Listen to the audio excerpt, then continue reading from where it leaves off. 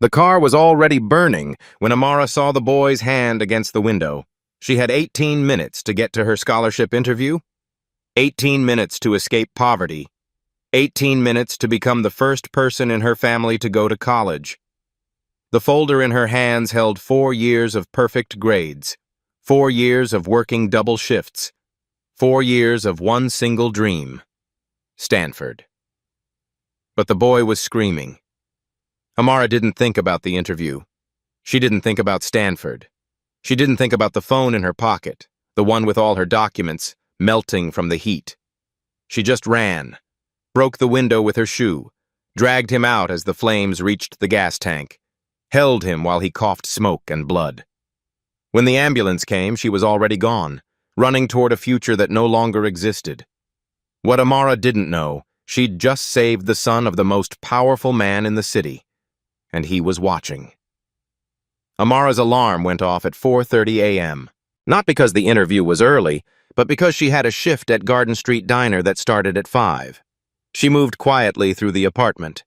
Her mother, Maria, was asleep on the couch, still in her hospital scrubs from the night shift. Amara pulled a blanket over her shoulders and left a note on the kitchen counter. "Today's the day. Love you." The diner was empty except for Mr. Kowalski, who came every morning for black coffee and wheat toast. He left a $5 tip on a $3 check. "Big day today?" he asked, noticing her carefully pressed blouse hanging in the back.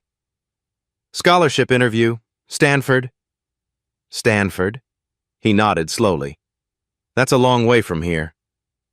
"That's the point." At 10:47 a.m., Amara clocked out. Her manager, Ruby, squeezed her hand. "Go get it, baby. Show them what Southside girls are made of." The bus was late. It was always late. Amara stood at the stop, folder clutched against her chest, rehearsing answers in her head. "Why do you want to attend Stanford?" "Because I want to build systems that work for everyone, not just people who can afford them." "What's your greatest weakness?" "I care too much. I can't walk past someone who needs help." She checked her watch. 40 minutes until the interview. Plenty of time. Across town, Connor Mitchell woke up angry. The argument with his father had started at breakfast and hadn't really ended. It just ran out of room in the conversation. "Your grades are slipping," Richard Mitchell said, not looking up from his tablet. "Yale won't accept mediocrity." "I don't want Yale." "Then where do you want to go?" "I don't know. Somewhere that doesn't feel like another version of this." Richard finally looked at him. "This?" He gestured at the marble countertops, the floor-to-ceiling windows overlooking the estate grounds. "You mean comfort? Security? Opportunity?" "I mean expectation." Connor pushed back from the table. "I'm not you, Dad." "No, you're not." The words hung in the air like smoke. Connor grabbed the keys to his car, the BMW his father bought him for his 16th birthday, the one that felt more like a leash than a gift. He didn't have a destination. He just needed to drive. He took Riverside Avenue because it was fast and empty. He was going 70 in a 45 when the light turned red. He didn't see it in time. The utility pole came out of nowhere, or that's how it felt. Metal screamed. Glass shattered. The airbag hit Connor's chest like a fist. Then silence. Then smoke. He tried the door. Jammed. The window wouldn't budge. The smoke was getting thicker, black and choking. He could taste metal in his mouth. Blood or fear, he couldn't tell. His phone was somewhere on the floor, out of reach. The car was tilting forward, the hood crumpled against the pole. Something was hissing. Something was dripping. He pressed his hand against the back window and screamed. Amara was half a block away when it happened. She felt the impact in her chest, a deep boom that rattled windows. She turned and saw the smoke rising, thick and black. People were already gathering, phones out, filming. Nobody was moving toward the car. Amara checked her watch. 18 minutes. She thought about her mother, asleep on the couch in her scrubs, about Mr. Kowalski's $5 tip, about Ruby saying, "Show them what Southside girls are made of." She thought about the essay question she'd spent 6 months perfecting. Describe a moment when you had to choose between what was easy and what was right. Amara started running, not toward the bus stop, toward the fire. Her folder hit the sidewalk. Papers scattered, transcripts and recommendation letters lifted by the wind and carried away like snow. She didn't look back. When she reached the car, the heat was so intense it felt like standing inside an oven. The boy inside was pounding on the window, his face streaked with blood. Amara pulled off her shoe, the one she'd polished that morning, and swung it against the glass. Once, twice, 3 times. The window spiderwebbed, then shattered. She reached through, unlocked the door, grabbed the boy under his arms, and pulled. He was heavy, heavier than she expected. Her hands were slipping, cut by glass, slick with blood. But she didn't let go. She dragged him onto the sidewalk just as the flames reached the gas tank. The explosion threw them both forward. Amara covered the boy's body with her own until the heat subsided. When she looked up, her phone was melting in her back pocket. Her white blouse was black with soot and red with blood. The boy was breathing. Amara heard sirens in the distance. She stood up, legs shaking, and started running again. Toward the bus stop. Toward her interview. Toward a future that was already gone. Amara arrived at the scholarship office 23 minutes late. Her hands were wrapped in her ruined blouse, blood seeping through the white fabric. Her face was streaked with ash. She smelled like smoke and gasoline. The receptionist looked up from her computer, eyes widening. "I'm here for the Stanford scholarship interview," Amara said, breathless. "Amara Williams. I know I'm late, but there was an accident. A car caught fire and I had to help someone and my phone. The committee left 15 minutes ago." The receptionist's voice was soft, apologetic. "I'm sorry. They have a strict policy about punctuality. Please, I've been preparing for 4 years. Can you call them? Can they come back? I can explain. Ms. Williams." The woman stood, came around the desk. "I believe you, but the decision isn't mine. The committee chair, Dr. Morrison, she's very particular about protocol. No exceptions. There's a number I can call? Someone I can talk to?" The receptionist wrote something on a business card. "This is the emergency appeals line. Leave a message. But I have to be honest with you. In 5 years, I've never seen them overturn a missed interview." Amara took the card with shaking hands. "Thank you." Outside, she sat on the steps and called the number. It rang 4 times, then went to voicemail. "Hi, this is Amara Williams. I was supposed to interview today at noon for the Stanford scholarship. I'm calling because there was an emergency, a car accident. Someone was trapped and I had to help pull them out. My phone was destroyed in the fire and I have documentation from the scene. Please, I'm asking for another chance. Just one more chance. This scholarship means everything to me." Her voice cracked on the last word. She hung up and stared at her wrapped hands. The bleeding had stopped, but the pain was starting to register, sharp and hot. The bus ride home took 40 minutes. Amara counted every red light, every stop, every person who got on and off. She tried not to think about the interview questions she'd never answer, the campus she'd never see, the future that had slipped through her bloody fingers. Maria was awake when Amara walked through the door. "Baby, what happened to you?" Amara couldn't speak. She just stood there, ash on her face, blood on her hands, the smell of smoke in her hair. Her mother pulled her into an embrace. "Tell me." So Amara told her about the crash, the boy, the choice, the interview she missed, the voicemail she left. Maria didn't say anything for a long time. Then she kissed Amara's forehead. "You did the right thing." "The right thing cost me Stanford. Some things cost more than others. But you saved a life, Amara. That boy gets to go home because of you. And I get to stay here." The next morning, the email arrived. "Dear Ms. Williams, We regret to inform you that due to your absence from the mandatory scholarship interview on November 3rd, your application has been withdrawn from consideration.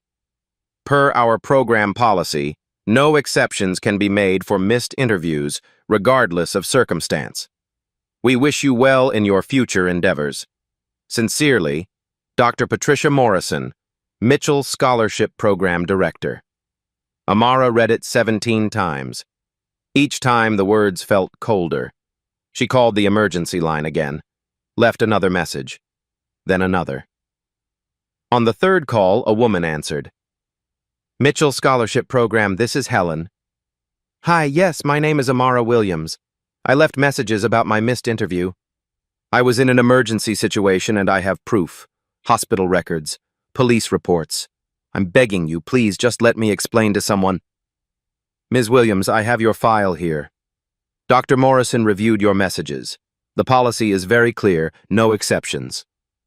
But I saved someone's life. That's admirable, but it doesn't change our policy. Can I speak to Dr. Morrison directly? She's unavailable. I'm sorry, but the decision is final. The line went dead. Amara sat on her bed, staring at the email on her phone. 4 years of perfect grades. 4 years of double shifts and borrowed textbooks. 4 years of being told that hard work and merit mattered. All of it erased by 16 words. No exceptions can be made for missed interviews, regardless of circumstance. Her mother found her there an hour later, still holding the phone. They said no, Amara whispered. Maria sat beside her, wrapped an arm around her shoulders. They didn't speak. There was nothing left to say.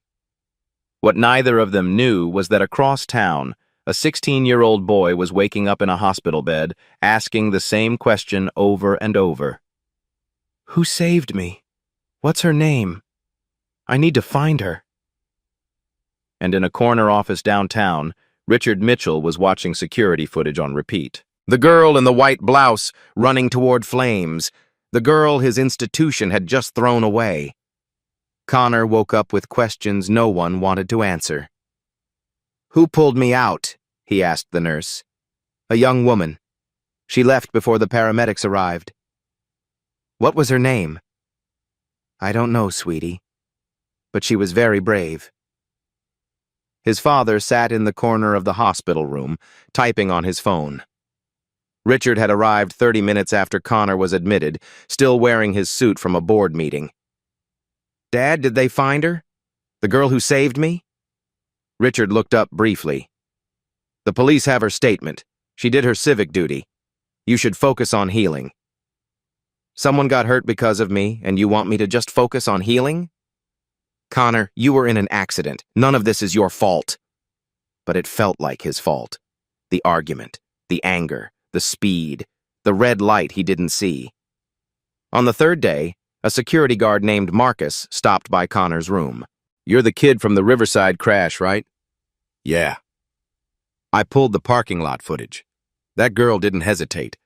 Just dropped everything and ran straight into the fire. Marcus shook his head. Most people were filming. She was the only one who moved. Can I see it? Marcus glanced at the door. Come by the security office when you're discharged. 2 days later, Connor stood in front of 3 monitors, watching himself almost die. The footage was grainy but clear. The SUV hitting the pole, smoke pouring from the hood, people gathering at a distance, phones raised. Then her. A girl in a white blouse, running toward the wreckage.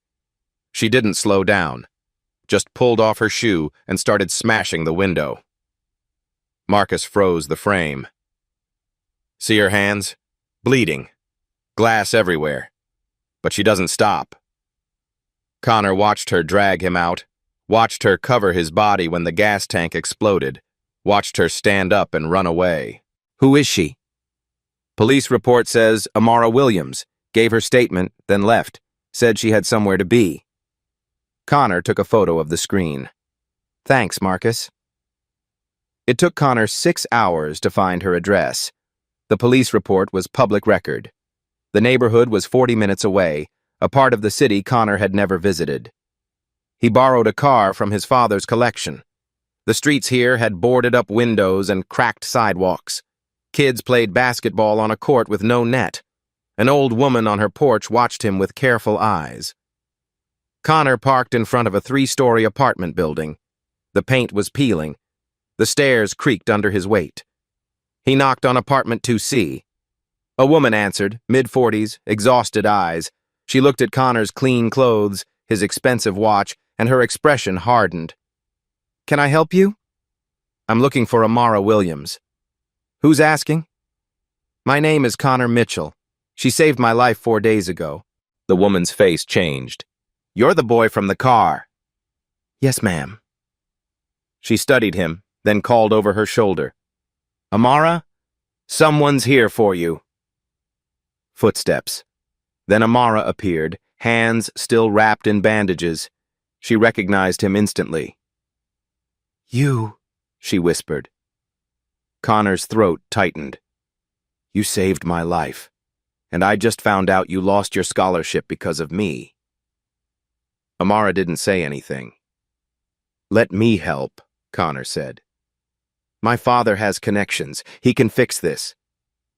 Amara's mother glanced between them, confused. Amara's voice was quiet, steady. "I don't need charity. I need fairness." "Then let me get you fair." "You don't even know who your father is, do you?" Connor frowned. "What do you mean?" Amara pulled out her phone, showed him the rejection email. At the bottom, in small print, Mitchell Scholarship Program. Connor stared at the name, his father's name. He's the one who said no. Connor sat across from his father at dinner that night. The table was long enough to seat 12, but it was just the two of them, separated by 10 feet of polished mahogany. "Dad, I need to talk to you about the scholarship program." Richard cut into his steak, didn't look up. "Which one?" "The Stanford one. The Mitchell Scholarship." "What about it?" "There was a girl, Amara Williams. She missed her interview." "Then she didn't get the scholarship. That's how it works." Connor pulled out his phone, turned it toward his father. The security footage played on the screen. Amara running toward the burning car. Amara breaking the window. Amara dragging Connor to safety. "She missed her interview because she was saving me. Your son. And your program rejected her." Richard glanced at the video, then back at his plate. "I'm sure there were circumstances. The committee handles these decisions. I don't interfere." "She called. She left messages. She explained everything. And someone sent her a form letter." "The committee chair follows protocol." "She followed protocol right off a cliff." Connor's voice rose. "This girl had a 4.0. She worked 2 jobs. She was perfect. And your committee threw her away because she was 20 minutes late saving someone's life." Richard set down his fork. "Connor, I understand you're grateful, but we can't make exceptions every time someone has a story. If we did, the entire system would collapse. It's not a story. She saved my life and you punished her for it." "I didn't punish anyone. The committee applied the rules fairly." "Did they?" Richard's eyes narrowed. "What does that mean?" Connor didn't answer. He left the table and went to his room. It took him 3 hours to find what he needed. His father's office was locked, but Connor knew where the spare key was hidden. He slipped inside at 2 in the morning and opened the filing cabinet marked Scholarship Committee, Internal. The minutes from the past 3 years were organized by date. Connor photographed every page. September 2023. Motion to grant extension to applicant Jennifer Hartwick. Missed interview. Father is Senator Hartwick. Approved unanimously. March 2023. Motion to waive academic probation for applicant David Carter. 2.8 GPA. Father is Carter Technologies CEO, major donor. Approved 4-1. November 2022. Motion to reschedule interview, 4th time, for applicant Madison Pierce. Mother is Pierce Media Group founder. Approved unanimously. 7 exceptions in 3 years, all for children of wealthy donors. But Amara Williams got nothing. The next morning, Connor dropped the printed pages on his father's desk. You did make exceptions, just not for her. Richard looked at the documents. Where did you get these? Your filing cabinet. You made 7 exceptions in 3 years. Those were unique situations. Unique how? Because their parents donated money? Those families have relationships with the institution. That's how philanthropy works. Donors support programs, and in return, their kids get special treatment, while girls like Amara get form letters. Richard stood. You don't understand what it takes to keep a program running. Those donors fund scholarships for dozens of students. If we alienate them over one missed interview, so money talks. That's the principle. I'm defending sustainability, the real world. No. Connor's voice was cold. You're defending hypocrisy. You give speeches about equality and opportunity, but when it matters, you bend rules for rich people and break poor people with them. That's enough. Senator's daughter gets 4 chances. The CEO's son gets his probation waived, but Amara Williams, who saved my life, gets nothing. Explain how that's fair. Richard's jaw tightened. You're too young to understand. I understand perfectly. I just can't believe you're okay with it. This discussion is over. Connor walked out. But Richard didn't move. He sat down slowly, staring at the committee minutes. He opened his computer and pulled up Amara Williams's application file. GPA 4.0, SAT 1520, essays outstanding, work history 30 hours per week while maintaining straight A's. He clicked on her personal statement. I want to build systems that work for everyone, not just people who can afford them. I grew up watching my mother work 2 jobs. I watched classmates drop out because they couldn't afford books. I watched talented people disappear because they didn't have the same opportunities as wealthier families. Technology can change that. Systems can change that. But only if the people building them understand what it's like to be left out. Richard read it twice. Then he picked up the phone and called the committee chair. Patricia, tell me about the Amara Williams rejection. The girl who missed her interview? She was a no-show. Left a voicemail about some emergency, but we can't set a precedent. Did anyone verify her emergency? We don't typically follow up. The policy is clear. Even if the emergency was legitimate? Patricia hesitated. The policy doesn't distinguish. If we start making exceptions, where does it end? Richard looked at the committee minutes. 7 exceptions. All for donors. I see. Thank you. He hung up and sat in silence. Then he did something he'd never done. He called Amara Williams directly. The phone rang 3 times. Hello? Ms. Williams, this is Richard Mitchell. I'm the founder of the scholarship program you applied to. Silence. I understand you experienced an emergency on the day of your interview. I'd like to offer you a one-time hardship grant, $5,000. It won't restore the scholarship, but it's something. More silence, then quietly. I don't want charity, Mr. Mitchell. I earned that scholarship. The selection process has concluded. This is the best I can offer. Then your best isn't good enough. Her voice was steady, final. Thank you for calling. The line went dead. Richard stared at his phone. In 30 years of running institutions, building programs, making offers, no one had ever hung up on him. He sat back in his chair and realized he had no idea what to do next. Across town, Amara set down her phone. Her hands were shaking. Her mother looked at her. Who was that? The man who owns the scholarship program. He offered me money. How much? $5,000. Maria's eyes widened. Baby, that's... It's not enough. And it's not what I earned. Amara's voice cracked. He's trying to buy me off. Make the problem go away. Maybe he's trying to help. If he wanted to help, he would have given me what I earned. Not charity, not guilt money. She looked at her bandaged hands. I saved his son's life and he offered me scraps. Maria pulled her close. I'm proud of you. For what? Losing everything? For knowing your worth. Connor found Amara 3 days later at the Riverside Community Center. She was tutoring middle school kids in math, her bandaged hands moving carefully across a whiteboard. She saw him through the window, and her expression hardened, but she finished the lesson. When the kids left, she met him outside. What do you want? To apologize. I thought I could fix this. I was wrong about my father.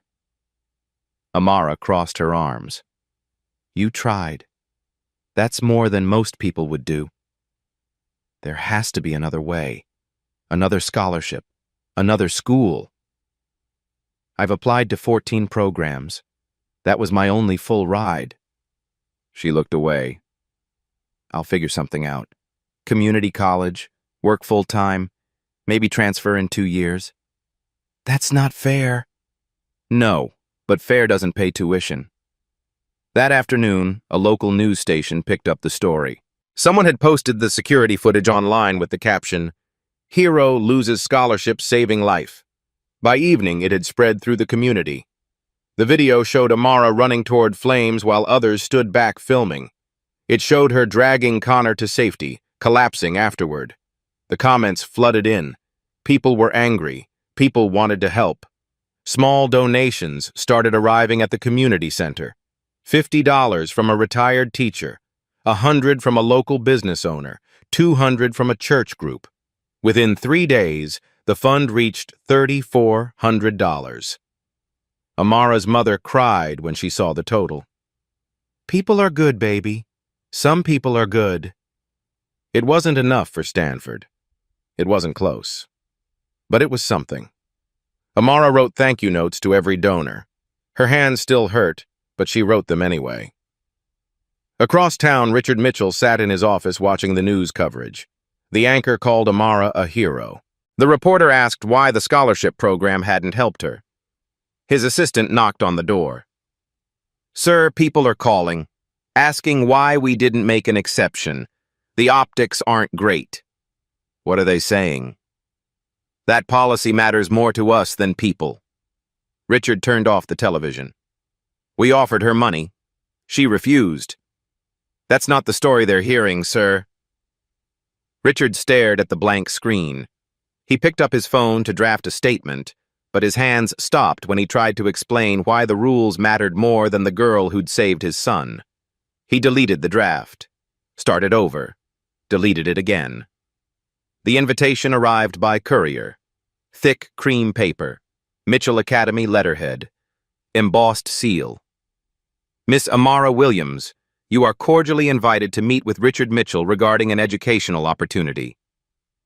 Wednesday, November 15th, 10 a.m. Amara's mother read it twice. He wants to meet you. I know what he wants. He wants me to go away quietly.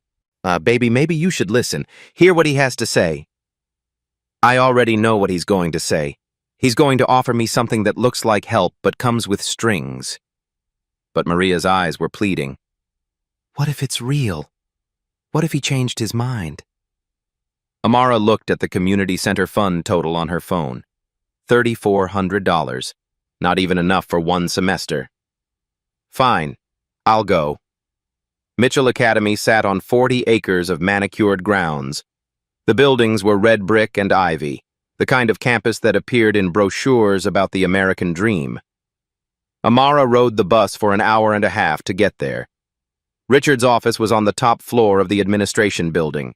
Floor-to-ceiling windows, mahogany desk, walls lined with degrees and awards. The room was designed to make visitors feel small. Richard stood when she entered. Ms. Williams, thank you for coming. I almost didn't. I appreciate that you did. He gestured to a chair. Please, sit. Amara sat. Her bandaged hands rested in her lap. Richard returned to his desk and opened a folder. I've reviewed your case extensively. What happened to you was unfortunate. Unfortunate. That's the word you're using. Poor choice. What I mean is, I understand the circumstances were beyond your control. Then why didn't your committee understand that? Committees follow rules. Rules exist to maintain fairness across all applicants. He slid a document across the desk. But I'm prepared to make you an offer. Amara looked at the paper. Contract. Legal language. Her name at the top. Full scholarship to Mitchell Academy. 4 years.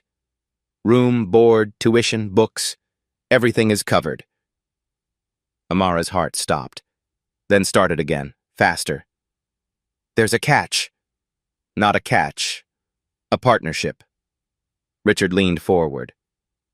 The scholarship comes with a public relations component, media appearances, promotional materials. You'll be the face of our redemption story. The girl who we helped after the tragedy. It's good for you. Good for us. Everyone wins. Amara read the contract. The words blurred together until she reached page 3. Recipient agrees to participate in approved media events and promotional activities. Recipient agrees to refrain from making negative public statements about Mitchell Academy or its programs. Violation of these terms will result in immediate termination of scholarship and repayment of all funds disbursed. You want to use my face to cover up what your system did wrong. I'm offering you an education. Most people would be grateful. Most people didn't earn it like I did. Richard's expression hardened. Ms. Williams, I'm trying to help you, but I can't do that if it's going to be difficult. Difficult. Because I won't smile for your cameras and pretend everything's fine. Because you won't accept a generous offer that solves your problem. Amara stood. It doesn't solve my problem. It buries it. You get to tell people you helped the poor black girl. I get to smile and say thank you while you pretend your system isn't broken.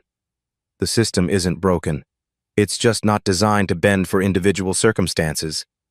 It bent 7 times in 3 years, just not for me. Richard's face went pale. How do you know that? Your son told me, Senator's daughter, CEO's son. All of them got exceptions. But I get this. She tapped the contract. A leash disguised as an opportunity. That information is confidential. The truth usually is. Richard stood, his voice cold. You're making a mistake. This offer won't come again. Good, because I wouldn't accept it if it did. Amara turned to leave. Wait. Richard's voice stopped her. Take the contract home. Think about it. Talk to your mother. She'll understand what this means for your family. Amara looked back at him. Don't use my mother against me. I'm not. I'm asking you to think practically. Pride doesn't pay bills. This scholarship does. She left without responding. At home, Maria read the contract 3 times. Her hands shook. Baby, this is a full ride. Mitchell Academy is a good school. It's not Stanford. Stanford said no. This is saying yes. With conditions, Mama. Look at page 3. I can't say anything bad about them. Ever. One wrong word and I lose everything. Then don't say anything bad. What if they do something bad? What if other students get treated the way I did? I just have to stay quiet? Maria set down the contract. I can't tell you what to do, but we have $400 in the bank. The community fund has $3,400. That's not even 1 semester anywhere. This is 4 years. Free. It's not free if it costs my voice. Sometimes we have to compromise. You raised me not to. Maria's eyes filled with tears. I raised you in a world where we can't afford principles, where people like us take what we can get and say thank you. I can't do it, Mama. Then what are you going to do? Amara didn't have an answer. The signing was scheduled for Friday. Richard had arranged for the media to be present. Local news stations, the school paper. It was supposed to be a feel-good story, a redemption arc. Amara arrived at 10 o'clock wearing the same white blouse she'd worn to the interview, the one she'd washed 3 times to get the bloodstains out. The office was crowded. Reporters, cameras, Richard's assistant with a fake smile. Richard stood behind his desk. The contract sat in the center, pen beside it. "Ms. Williams, welcome. We're so pleased you're here." The cameras turned toward her. Lights flashed. "Before we begin," Richard said, "I'd like to say a few words about second chances and the importance of helping young people overcome adversity." He spoke for 5 minutes. The cameras recorded every word. Then he gestured to the desk. "Amara, if you'd like to come sign." She walked forward slowly. Her hands were shaking. She picked up the pen. It was heavy, expensive, the kind of pen that signed important things. She looked at her signature line, at the cameras, at Richard's satisfied smile. Her hand moved toward the paper. The door burst open. Connor stood in the doorway, breathing hard. "Wait. Don't sign. Everyone needs to see something first." Richard's face went dark. "Connor, this is not the time." "It's exactly the time." Connor pulled out his laptop. "Before anyone signs anything, you should all know the truth." He plugged the laptop into the projector. The screen lit up behind Richard's desk. And the real story began. Connor's hands moved quickly across the keyboard. The projector screen filled with documents. "This is the Mitchell Scholarship Committee minutes from the past 3 years. Public record. I filed a Freedom of Information request." Richard stepped forward. "Connor, stop this right now." "No. Everyone here should know what kind of program this really is." He clicked on the first document. September 2023. Jennifer Hartwick missed her interview because of family travel conflicts. Her father is Senator Hartwick. The committee voted unanimously to reschedule. She got 3 more chances. The reporters started murmuring. Cameras shifted toward Richard.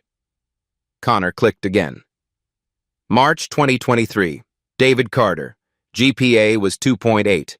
Failed to meet academic requirements. His father is the CEO of Carter Technologies, major donor. The committee waived the requirement. Richard's face was red. Those situations were entirely different. Different how? Connor pulled up another document. November 2022. Madison Pierce. Missed her interview 4 times. Rescheduled every time. Her mother owns Pierce Media Group. She got the scholarship. Connor turned to face the cameras. 7 exceptions in 3 years. Every single one for children of wealthy donors. He pulled up an audio file. "This is Amara Williams' voicemail to the emergency appeals line, recorded the day after her missed interview." He pressed play. Amara's voice filled the room, shaky but clear. "Please, I was in an emergency room. I have documentation. A boy was trapped in a burning car. I had to help. I'm begging you, just give me one more chance." The room went silent. Connor clicked again. Another document appeared. This is the response she received. Quote, "Policy does not permit appeals. The decision is final." Sent 2 hours after her voicemail. He pulled up the security footage. Amara running toward flames, breaking the window, dragging Connor out, the explosion, her covering his body with her own. This is what she was doing while Jennifer Hartwick got her 4th interview, while David Carter got his probation waived, while Madison Pierce got another extension. A reporter raised her hand. "Mr. Mitchell, how do you respond?" Richard's jaw was tight. These are complex institutional matters being oversimplified. Donor relationships require different considerations. They fund scholarships for dozens of students. "So wealthy families get flexibility," the reporter interrupted. "But a girl who saved a life gets nothing?" Another reporter jumped in. "Did you watch this footage before making your decision?" "Of course. I'm grateful. But gratitude and institutional policy are separate matters." "Are they?" Amara's voice cut through the noise. She stepped away from the desk, away from the unsigned contract. "Or is policy just what you hide behind when it's convenient?" The cameras swung toward her. I didn't come here asking for special treatment. I came here having earned what you promised.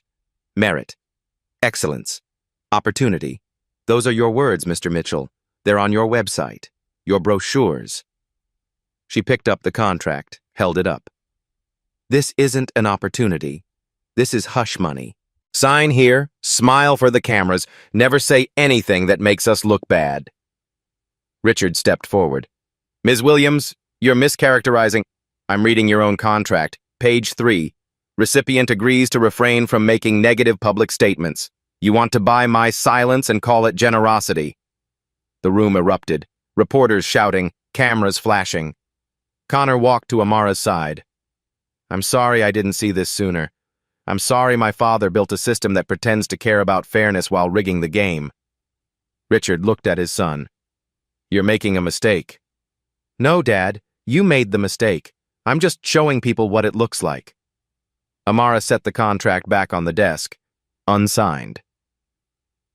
When you're ready to actually fix your system, not just paper over it with PR, you know where to find me. She walked toward the door. The reporters parted. Connor followed. Richard stood alone, cameras still recording, the contract still unsigned, his narrative crumbling. His assistant touched his arm. Sir, this is going live on 3 stations. Richard watched Amara disappear down the hallway, her head high, her dignity intact. His phone buzzed. Text from a board member. Emergency meeting, tonight. Then another. Donors are calling. They're not happy. Another. This is a disaster. Richard looked at the projector screen, still showing the 7 exceptions.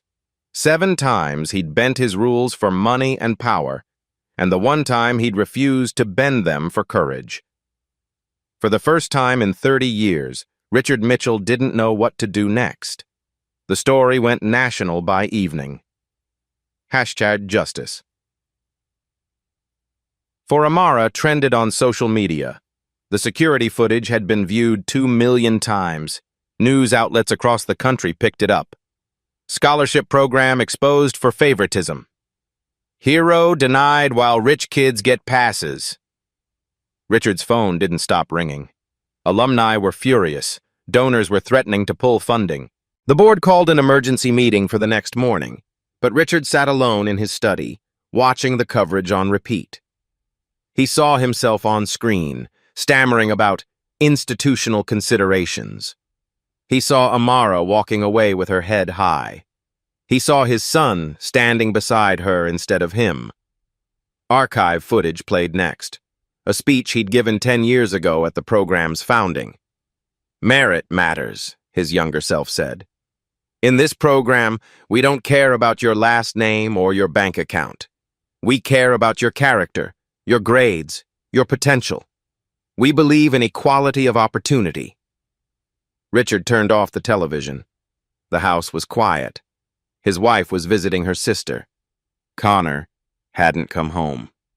Richard poured himself a drink and sat in the dark. Around midnight, he heard the front door open, footsteps in the hallway. Connor appeared in the doorway. I didn't think you'd come back tonight, Richard said. I didn't plan to. But we need to talk. If you're here to tell me I'm a hypocrite, I've heard it from everyone else. I'm here because I need to understand. Why did you do it? Richard looked at his son. Do what? Build something good and then corrupt it. You created that program because you believed in fairness. I've read your speeches. I know you meant it once. Richard was quiet for a long time.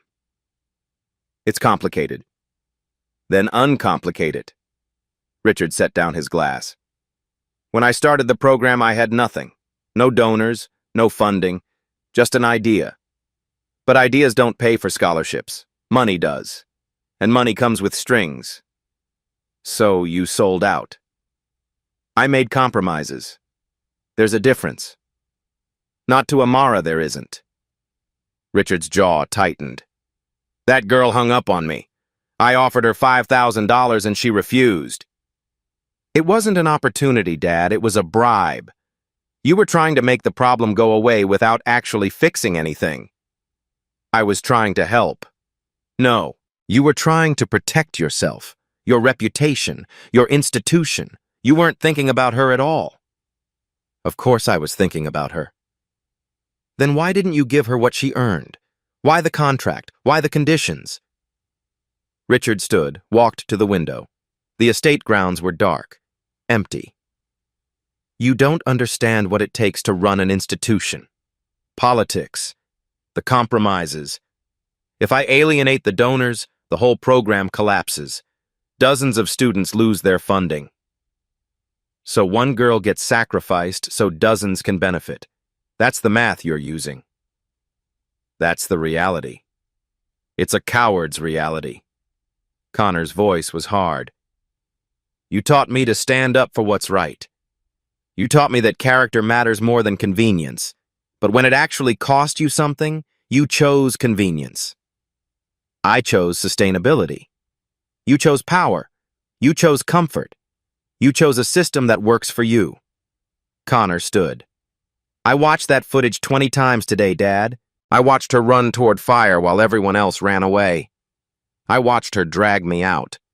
I watched her cover my body with hers when the car exploded. His voice cracked. She didn't think about the cost. She didn't calculate the risk. She just did what was right. And you punished her for it. Richard turned from the window. I didn't punish her. You did. You built a system that says her courage is worth less than a senator's donation. You looked at her bleeding hands and said, policy doesn't permit exceptions. The committee made that decision. You let them. You're the founder. You have the power to override them. But you didn't. Not until the cameras were rolling, not until your reputation was on the line. Richard sat back down, suddenly exhausted. What do you want from me? I want you to be the man you told me to be, the man who gives speeches about merit and fairness. That man is an idealist. The world doesn't work that way. Then change the world. You have the power. You have the platform. It's not that simple. It is exactly that simple. You just don't want to pay the price. Richard looked at his son. Connor was 16, but in that moment he looked older, wiser, more certain than Richard had felt in years. If I make exceptions for her, every rejected applicant will demand the same. Good. Let them. Review every case. Look at the circumstances. Build a real appeals process. The donors won't accept it. Then find better donors. Find people who actually believe in what the program is supposed to stand for. Richard rubbed his face. You're asking me to dismantle everything I've built. I'm asking you to rebuild it the right way, or admit that everything you've built is a lie. Connor walked to the door, then stopped. I used to be proud to be your son. I used to think you were someone worth admiring. Prove to me I wasn't wrong. He left. Richard sat alone in the dark. The next morning, he didn't go to the board meeting. He went to Amara's neighborhood. He found her at the community center, tutoring the same group of kids. She looked up when he entered, surprise flashing across her face. Mr. Mitchell. Ms. Williams, can we talk? Privately? She excused herself and led him to a small office in the back. If you're here with another contract, I'm here to apologize, not as the founder of an academy, as a human being. I was wrong. Amara studied him carefully. Wrong how? Wrong in every way that matters. I built a system that was supposed to reward merit and then corrupted it with money. I made exceptions for people who didn't need them and denied them to people who did. I watched you save my son's life and then let my committee throw you away. He pulled out a handwritten letter, placed it on the desk. This isn't a contract. It's an apology and a promise. Amara picked up the letter, read it slowly. Dear Ms. Williams, I was wrong. I built a program on principles I failed to uphold. I bent rules for the powerful and broke you with them. I offered you charity when you earned justice. I tried to buy your silence when I should have amplified your voice. I am sorry. What follows is not an offer. It's what you're owed. The letter detailed everything. Full scholarship to any university that accepted her. Mitchell program would fund it. No strings attached. No PR requirements. No morality clauses.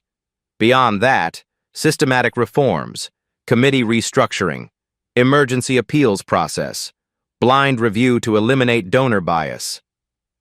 You don't have to accept this, Richard said. But whether you do or not, these reforms are happening. You were right. Policy was what I hid behind. I'm done hiding. Amara looked up from the letter, tears in her eyes. Why now? Why not when I called? Why not when Connor asked? Because I was a coward. Because I valued my comfort over your justice. Because my son showed me that the principles I taught him mattered more than the compromises I made. He stood. You asked me what changed. The truth is, nothing changed. I just finally looked at what I'd become and couldn't pretend anymore. Richard walked to the door, then turned back. Rules protect institutions. Conscience protects humanity. I forgot which mattered more. He left the letter on the desk and walked out. Amara sat alone, reading the letter again. Her hands were shaking. This time they weren't wrapped in bandages. They were free. 2 weeks later, Richard Mitchell stood at the podium in Mitchell Academy's main auditorium. The room was packed. Students, faculty, media, board members in the front row. Connor sat in the third row beside Amara and her mother. 30 years ago, I founded the Mitchell Scholarship Program on a simple principle. Merit matters. But somewhere along the way, I lost sight of that principle. I allowed money to influence decisions. I bent rules for the powerful and broke them against the powerless. He paused, looking directly at Amara. 3 weeks ago, Amara Williams saved my son's life. She ran toward fire while others stood back. She gave up her future to preserve his, and my institution responded by sending her a form letter. Murmurs rippled through the audience. Today, I'm announcing the Amara Williams Emergency Equity Initiative. Any scholarship applicant facing a documented emergency will receive an automatic extension and holistic review. The committee is being restructured to include community members. Donor influence will be separated from selection decisions. He held up a document. This is our new policy manual. It's not perfect, but it's honest. And it's a start. The auditorium was silent. Ms. Williams, would you join me? Amara walked to the stage. Richard handed her an envelope. This isn't charity. This is what you earned. Stanford University acceptance letter. Full funding. The room erupted in applause. That evening, Amara sat on her apartment steps with her mother. You're really going, Maria whispered. I'm really going. I'm so proud of you, baby. Amara leaned her head on her mother's shoulder. I thought I'd lost everything. You didn't lose anything that mattered.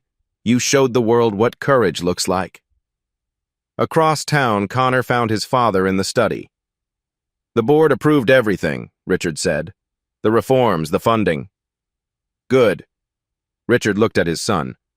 Thank you, for being braver than I was. Connor sat across from him. You did the right thing in the end. Does it count enough?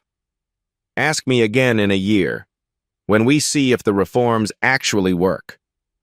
At the community center, news spread quickly. 3 other universities announced similar programs. Local students started applying in record numbers. Amara returned every dollar from the community fund, asking donors to give it to the new equity fund instead. One note went to Mr. Kowalski. Your $5 tips helped me believe someone cared. Now I get to help others believe the same. 6 months later, the day before leaving for Stanford, Amara returned to Riverside Avenue. Someone had placed a memorial at the intersection, a plaque on the utility pole, where courage met opportunity. Connor was already there. Thought you might come here, he said. I needed to see it one more time. Any regrets? Amara looked at the spot where the car had burned. None. You? Not anymore. They stood in silence. Thank you, Connor said, for saving my life. Thank you for helping me save my future. 1 year later, Amara's dorm room at Stanford overlooked the quad. Her computer science textbooks were stacked on the desk beside a framed photo of her mother. Her phone rang. Richard Mitchell's name appeared on the screen. How are the studies? He asked. Challenging? Perfect. Good. I wanted to tell you we have 47 students in the equity program now. Thought you'd want to know. That's 47 futures changed. Thank you for actually doing it. Thank you for showing me it needed to be done. At Mitchell Academy, Connor now led the youth outreach program. He worked with students from Amara's old neighborhood, helping them navigate applications and essays. One girl asked him, "Did your dad really change his whole system for one person?" Connor smiled. He changed it because one person showed him what he'd lost sight of: conscience. Split screen. Amara in a computer lab at Stanford, coding. Richard reviewing equity program applications, approving 3 more emergency extensions, both working to create opportunity. Amara's voiceover. People ask if I regret missing that interview. I don't. Sometimes the best opportunities come from the hardest choices, and sometimes the most powerful people just need someone brave enough to show them a better way. Fade to black. Text overlay. Every year, talented students lose opportunities due to circumstances beyond their control. Institutions can do better. We all can. Share this story. Demand fairness. Create opportunities. Final card. Based on the belief that kindness, fairness, and opportunity should be accessible to everyone. If this story moved you, hit that like button and subscribe to Black Tales Stories for more stories about ordinary people doing extraordinary things. Drop a comment below. Have you ever had to choose between doing what's right and protecting your future? Let's talk about it.